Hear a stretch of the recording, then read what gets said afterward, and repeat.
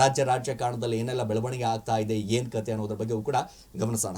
S Roshini, ನೋಡಿ, November ಕ್ರಾಂತಿ ಆಗತ್ತಾ ಇಲ್ವಾ ಅನ್ನುವಂಥದ್ದು ಒಂದು ಚರ್ಚೆ ಆಗ್ತಾ ಇದೆ ರಾಜಕೀಯದಲ್ಲಿ. ಸದ್ಯ ಸಂಪುಟ ಪುನರ್ರಚನೆಗೆ ಸಿಎಂ ಸರ್ಕಸ್ ಮಾಡ್ತಾ ಇದ್ದಾರಾ?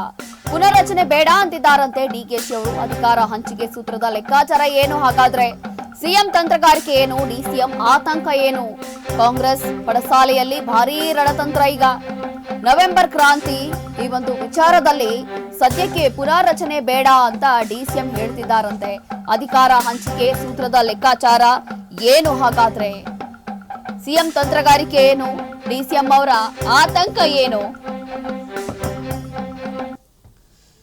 ನವೆಂಬರ್ ಕ್ರಾಂತಿ ಆಗುತ್ತಾ ಅನ್ನುವಂಥದ್ದು ರಾಜಕಾರಣದಲ್ಲಿ ಸಾಕಷ್ಟು ಚರ್ಚೆಗೆ ಮುನ್ನೆಲೆಗೆ ಬರ್ತಾ ಇರುವಂತದ್ದು. ಅದ್ರ ಜೊತೆಗೆ ಸಂಪುಟ ಪುನರ್ರಚನೆಗೆ ಸಿಎಂ ಒಂದ್ ಕಡೆ ಸರ್ಕಸ್ ಅನ್ನ ಮಾಡ್ತಾ ಇದ್ದಾರೆ. ನೋಡಿ, ಡಿನ್ನರ್ ಮೀಟಿಂಗ್ ಆದ ನಂತರ ಯಾವ ರೀತಿಯಾದಂತಹ ಸರ್ಕಾರ ನಡೀತಾ ಇದೆ, ಏನ್ ಕತೆ, ಬಿಹಾರ ಚುನಾವಣೆ ಮಧ್ಯದಲ್ಲಿ ಒಂದು ಕಡೆ ಸಾಕಷ್ಟು ಬ್ಯುಸಿ ಆಗಿಬಿಟ್ಟಿದ್ದಾರೆ. ಅಧಿಕಾರ ಹಂಚಿಕೆ ಸೂತ್ರ ಲೆಕ್ಕಾಚಾರವು ಕೂಡ ಒಂದು ಕಡೆ ನಡೀತಾ ಇರುವಂತದ್ದು 50-50 ಸೂತ್ರ. ಮತ್ತೊಂದು ಕಡೆ ಸಿಎಂ ತಂತ್ರಗಾರಿಕೆ ಏನು, ಡಿಸಿಎಂ ಆತಂಕ ಏನು ಅನ್ನೋದ್ರ ಬಗ್ಗೆಯೂ ಕೂಡ ಸಿಎಂ ಲೆಕ್ಕಾಚಾರ ಏನಪ್ಪಾ ಹಾಗಾದ್ರೆ ಅದು ಕೂಡ ಒಂದ್ ಕಡೆ ಗಮನಿಸ್ತಾ ಹೋಗೋಣ. ನೋಡಿ, ಸಿಎಂ ಲೆಕ್ಕಾಚಾರ ಅಂತ ಅಂದಾಗ ಸಂಪುಟ ಪುನರ್ರಚನೆ ಮಾಡೋದು ಏನ್ ಮಾಡಬೇಕು, ಮಾಡ್ಬೋದಾ ಬೇಡವಾ, ಈ ರೀತಿಯಾದಂತ ಪ್ರಶ್ನೆ ಸಹಜವಾಗಿ ಮೂಡ್ತಾ ಇರುವಂತದ್ದು. ನೋಡಿ, ಪುನರ್ರಚನೆ ವೇಳೆ ಆಪ್ತರಿಗೆ ಮಣೆ.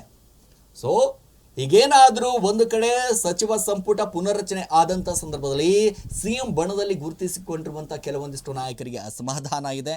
ಯಾರ್ಯಾರಿಗೆ ಈ ಬಾರಿ ಮೊದಲನೇ ಪೀರಿಯಡ್ನಲ್ಲಿ ಏನು ಸಚಿವ ಸ್ಥಾನಕ್ಕೆ ಸಂಬಂಧಪಟ್ಟ ಹಾಗೆ ಸಿಕ್ಕಿಲ್ವ ಸಚಿವ ಸ್ಥಾನ, ಅವರಿಗೆ ಹೊಸಬರಿಗೆ ಒಂದು ಕಡೆ ಮಣೆ ಹಾಕುವಂತ ಕೆಲಸ, ಆಪ್ತರಿಗೆ ಒಂದು ಕಡೆ ಮಣೆ ಹಾಕುವಂತ ಕೆಲಸ. ಈ ಹಿಂದೆ ಇರುವಂತ ನಾಯಕರಿಗೆ, ಸೀನಿಯರ್ಗಳಿಗೆ ಒಂದಿಷ್ಟು ನೀವು ರೆಸ್ಟ್ ಮಾಡಿ, ಸಚಿವ ಸ್ಥಾನವನ್ನ ಬಿಟ್ಕೊಡ್ಬಿಡಿ. ಯಾಕೆ ಅಂತಂದ್ರೆ 2.5 ವರ್ಷಗಳ ಕಾಲ ನೀವು ಸಚಿವ ಸ್ಥಾನವನ್ನ ಅನುಭವಿಸಿದಿರಾ, ಸಾಕು ಸ್ವಾಮಿ, ನೀವೇನೇನು ಕೆಲಸಗಳನ್ನ ಮಾಡಿದಿರಾ ಅದೆಲ್ಲವೂ ಕೂಡ ಸಾಕು, ಈಗ ಹೊಸಬರಿಗೆ ಒಂದಿಷ್ಟು ಮಣೆ ಹಾಕುವಂತ ಕೆಲಸ ಮಾಡೋಣ, ಈ ರೀತಿಯಾದಂಥ ಒಂದಿಷ್ಟು ಚರ್ಚೆ.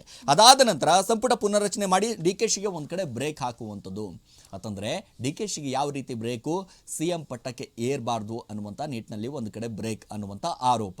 ಸೊ ಒಂದು ಕಡೆ ಡಿಕೆಶಿ ಏನಾದರೂ ಸಿಎಂ ಆದರೆ ಮತ್ತೊಂದು ಕಡೆ ಅವರ ಆಪ್ತರಿಗೆ ಒಂದು ಕಡೆ ಸಚಿವ ಸ್ಥಾನ ಸಿಗುತ್ತೆ, ಅವರು ಕೂಡ ಓಡಾಡುವ ಎಲ್ಲ ರಾಜಕೀಯ ತಂತ್ರಗಾರಿಕೆ ಆರಂಭ ಆಗುತ್ತೆ. ಅದಕ್ಕೋಸ್ಕರ ಸಿಎಂ ಬಹಳಷ್ಟು ಲೆಕ್ಕಾಚಾರ ಹಾಕುವಂಥ ಕೆಲಸವನ್ನು ಮಾಡ್ತಾ ಇದ್ದಾರೆ. ಸಚಿವ ಸಂಪುಟ ವಿಚಾರಕ್ಕೆ ಸಂಬಂಧಪಟ್ಟ ಹಾಗೆ ಗಮನಿಸ್ತಾ ಹೋದಾಗ ಅವರದೇ ಆದಂಥ ನಾಯಕರುಗಳಿಗೆ, ಅದರಲ್ಲಿ ಪ್ರಮುಖವಾಗಿ ಡಿಕೆಶಿ ಬೆಂಬಲಿಗರಿಗೂ ಕೂಡ ಒಂದು ಕಡೆ ಅವಕಾಶವನ್ನು ಕೊಡುವಂಥದ್ದು. ಯಾಕೆ ಅಂತಂದರೆ ಅವರು ಬಡಿದೇಳಬಾರ್ದು, ಸಿಡ್ದೇಳಬಾರ್ದು, ಮತ್ತೊಂದು ಕಡೆ ಅವರು ಆತಂಕ ಪಡಬಾರ್ದು, ಮತ್ತೊಂದು ಕಡೆ ಅವರು ನನಗೆ ಸಿಎಂ ಸ್ಥಾನಕ್ಕೆ ಕುತ್ತು ತರುವಂಥ ಕೆಲಸ ಆಗಬಾರ್ದು ಅನ್ನುವಂಥ ನಿಟ್ಟಿನಲ್ಲಿ ಅವರಿಗೂ ಕೂಡ ಈ ಲೆಕ್ಕಾಚಾರ ಆಗುತ್ತೆ. ಸೊ ಅದಾದ ನಂತರ ಅಧಿಕಾರ ಸೂತ್ರ ಹೇಳಿಕೆ ಅಸ್ತ್ರ ಮಾಡಿಕೊಂಡ ದಾಳ. ಅಧಿಕಾರದ ಒಂದು ಸೂತ್ರ ಹೇಳಿ ಅಧಿಕಾರ ವಿಚಾರಕ್ಕೆ ಬಂದಂಥ ಸಂದರ್ಭದಲ್ಲಿ 50-50 ಸೂತ್ರ ಅಂತ ಬಂದಾಗ ಹೈಕಮಾಂಡ್ ನಾಯಕರೇ ಹೇಳಿಕೊಟ್ಟಿರುವಂಥದ್ದು 50-50 ಸೂತ್ರ. 2.5 ವರ್ಷಗಳ ಕಾಲ ನೀವು ಅಧಿಕಾರ ಅನುಭವಿಸಬೇಕು, 2.5 ವರ್ಷಗಳ ಕಾಲ ನೀವು ಅಧಿಕಾರ ಅನುಭವಿಸಬೇಕು. ಆದರೆ 2.5 ವರ್ಷಗಳ ಕಾಲ ಆಗೋಯ್ತು ಸ್ವಾಮಿ, ನವೆಂಬರ್ನಲ್ಲಿ ಹಾಗಾದರೆ ಬದಲಾವಣೆ ಆಗುತ್ತಾ, ಏನೆಲ್ಲ ಬೆಳವಣಿಗೆ ಆಗುತ್ತೆ ಅನ್ನುವಂಥ ಲೆಕ್ಕಾಚಾರದಲ್ಲಿ ಹೋರಾಡ್ತಾ ಇದ್ದಾರಲ್ಲ. ಆದರೆ ಇದೆಲ್ಲವೂ ಕೂಡ ಸಿಎಂ ಲೆಕ್ಕಾಚಾರ, ಇವರೆಲ್ಲ ಮಾಡುವಂಥದ್ದು. ನೋಡಿ, ಸಿಎಂ ಆಪ್ತರ ಒತ್ತಡ ಏನಿದೆ ರೋಶನಿ ನೋಡ್ಕೊಂಬಿಡಿ, ಅದ್ರ ಬಗ್ಗೆಯೂ ಕೂಡ ಒತ್ತಡ ಇದೆಯಂತೆ. ಸಂಪುಟ ಪುನರ್ರಚನೆ ಆಗ್ಲೇಬೇಕು, ಸಿಎಂ ಸ್ಥಾನದಲ್ಲಿ ಸಿದ್ದರಾಮಯ್ಯ ಇರಬೇಕು ಅನ್ನುವಂಥದ್ದು ಸಿದ್ದರಾಮಯ್ಯ ಅವರ ಬಣದ ಒತ್ತಡ ಇದೆ. ಈಗ ಸಂಪುಟ ಪುನರ್ರಚನೆ ಆಗ್ಲೇಬೇಕು, ಸಿಎಂ ಸ್ಥಾನದಲ್ಲಿ ಸಿಎಂ ಸಿದ್ದರಾಮಯ್ಯ ಅವರೇ ಇರಬೇಕು, ಹೆಚ್ಚುವರಿ ಡಿಸಿಎಂ ಸ್ಥಾನ ಸೃಷ್ಟಿ ಮಾಡಬೇಕಾಗತ್ತೆ, ಜಾತಿವಾರು ಡಿಸಿಎಂ ಸ್ಥಾನ ನೀಡಬೇಕು, ಕೆಪಿಸಿಸಿ ಅಧ್ಯಕ್ಷ ಸ್ಥಾನ ಬದಲಾವಣೆ ಆಗಬೇಕು ಅನ್ನುವಂಥದ್ದು ಇಲ್ಲಿ ಒಂದು ಕಡೆ ಗೊತ್ತಾಗ್ತಾ ಇದೆ.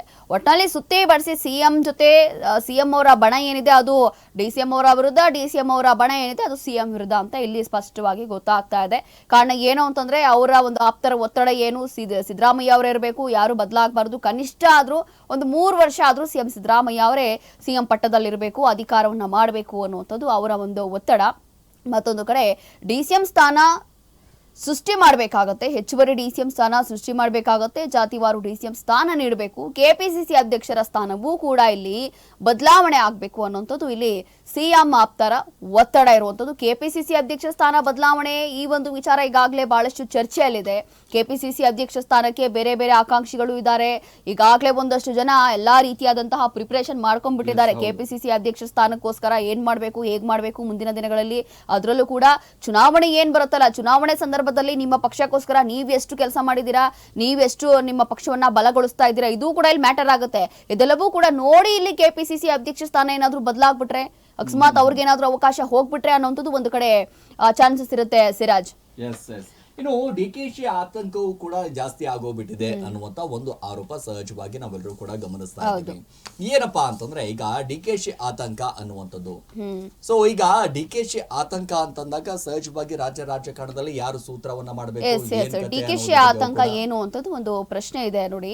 ಸಂಪುಟ ಪುನರ್ರಚನೆ ಸದ್ಯಕ್ಕೆ ಬೇಡ ಅಂತ ಹೇಳ್ತಾ ಇರುವಂತದ್ದು. ಪುನರ್ರಚನೆ ಆದ್ರೂ ಕೂಡ ಡಿ ಕೆ ಶಿ ಆಪ್ತರಿಗೆ ಮನೆ ಕಷ್ಟ. ಇಲ್ಲಿ ಸಿಎಂ ಸ್ಥಾನವು ಸದ್ಯಕ್ಕೆ ದೂರದ ಮಾತು. ಸಿಂಗಲ್ ಡಿಸಿಎಂ ಕೆಪಿಸಿಸಿ ಸ್ಥಾನಕ್ಕೆ ಕುತ್ತಿನ ಆತಂಕ ಶುರುವಾಗಿದೆ. ಸಂಪುಟ ಸರ್ಜರಿಗೆ ಬ್ರೇಕ್ ಹಾಕಿಸಲು ಒತ್ತಡ ಇಲ್ಲಿ ಕೇಳಿ ಬರ್ತಾ ಇದೆ. ಡಿಕೆಶಿ ಆತಂಕ ಒಂದು ಕಡೆ ಶುರುವಾಗಿರುವಂತದ್ದು, ಒಂದು ಕಡೆ ಕೆಪಿಸಿಸಿ ಅಧ್ಯಕ್ಷರ ಸ್ಥಾನ ಬದಲಾವಣೆ ಇರ್ಬೋದು ಅಥವಾ ಸಂಪುಟ ಏನಾದ್ರೂ ಪುನರ್ರಚನೆ ಆದ್ರೆ ಅವರ ಒಂದು ಪಟ್ಟಕ್ಕೆ ಏನಾದ್ರೂ ಒಂದು ತೊಂದರೆ ಆಗ್ಬೋದಾ ಅಥವಾ ಏನಾದ್ರೂ ಬದಲಾವಣೆ ಆಗ್ಬೋದಾ, ಸಿಎಂ ಸ್ಥಾನಕ್ಕೆ ಸದ್ಯಕ್ಕೆ ಮಾತು ಬೇಡ ಅಂತ ಏನ್ ಹೇಳ್ತಿದ್ದಾರೆ. ಅಂದ್ರೆ ಈಗಾಗಲೇ ಡಿಸಿಎಂ ಅವರು ಒಂದು ಸರಿ ಹೇಳಿದ್ರು, ನೋಡಿ ಜನರ ಬೆಂಬಲ ಇದ್ರೆ ಅಥವಾ ಜನರ ಸಪೋರ್ಟ್ ಇದ್ರೆ ನಾನು ಮುಂದಿನ ದಿನಗಳಲ್ಲಿ ನಿಮ್ಮ ಸಪೋರ್ಟ್ ಇದ್ರೆ ಗುಂಪುಗಾರಿಕೆಯಲ್ಲಿ ನಾನು ನಂಬಿಕೆ ಇಡೋದಿಲ್ಲ ಅಥವಾ ಬೇರೆ ಯಾರೋ ಶಾಸಕರು ಬಂದು ನನ್ನನ್ನ ಸಪೋರ್ಟ್ ಮಾಡ್ತಾರೆ ಅಂತಂದ್ರೆ ನಾನು ನಂಬೋದಿಲ್ಲ. ಒಂದು ಕಡೆ ಇಲ್ಲಿ ಹೈಕಮಾಂಡ್ ನಿರ್ಧಾರ ಇರಬೇಕು, ಹೈಕಮಾಂಡ್ ಸಪೋರ್ಟ್ ಇರಬೇಕು, ಅದರ ಜೊತೆಗೆ ಜನರ ಸಪೋರ್ಟ್ ಇದ್ರೆ ನಾನು ಕೂಡ ಮುಂದಿನ ದಿನಗಳಲ್ಲಿ ಸಿಎಂ ಆಗ್ತೀನಿ ಅನ್ನುವಂಥದ್ದು ಇಲ್ಲಿ ಅವರ ಒಂದು ಆತಂಕ ಅಂತಾನೆ ಹೇಳಬಹುದು ಸಿರಾಜ್. ಎಸ್ ನೋಡಿ, ಈಗ ಮುಂದಿನ ಸುದ್ದಿ ಏನಿದೆ ಅದನ್ನ ನೋಡ್ತಾ ಹೋಗೋಣ. ಸಂಪುಟ ಪುನರ್ರಚನೆ ವಿಚಾರಕ್ಕೆ ಸಂಬಂಧಪಟ್ಟಾಗೆ ಈಗ ಒಂದು ಕಡೆ ಡಿ ಕೆ ಶಿ ಬೇಡ ಅಂತ ಹೇಳಿಬಿಟ್ಟಿದ್ದಾರೆ. ನೋಡಿ, ಮತ್ತೊಂದು ಕಡೆ ಏನಾಗ್ತಾ ಇದೆ ಅಂತಂದ್ರೆ ಡಿ ಕೆ ಶಿ ಆಪ್ತರಿಗೆ ಮಣೆ ಹಾಕೋದು ಬಹಳ ಕಷ್ಟ.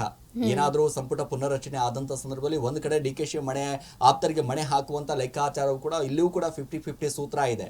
ಸೊ ಇವೆಲ್ಲವೂ ಬೆಳವಣಿಗೆ ಆದ ನಂತರ ಯಾರು ಸಿಎಂ ಆಗ್ತಾರೆ ಸ್ವಾಮಿ? ಹಾಗಾದ್ರೆ ನವೆಂಬರ್ ನಲ್ಲಿ ಸಿಎಂ ಆಗೋರು ಯಾರು?